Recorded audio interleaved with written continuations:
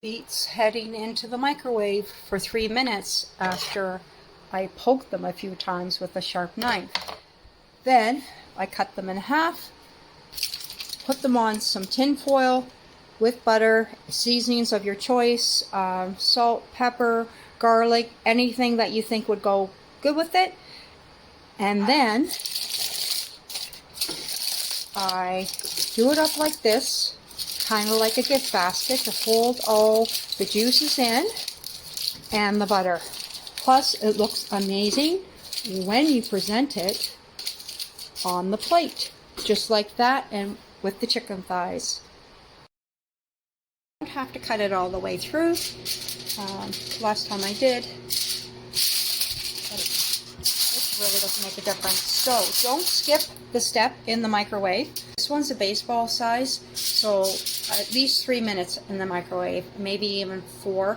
You like it to be tender when you test it. It needs to be tender in the middle, and let it just finish cooking on the barbecue. Now, if you bring corner to corner and corner to corner, it makes it easier to do that scrunch and making it into a little twisty basket. Well, the veggies are ready to go out. I have 3 beets, and I chopped up a cauliflower, and there's butter in there and seasoning. I'm going to close that up in a minute, and I'll show you what it looks like when it's done.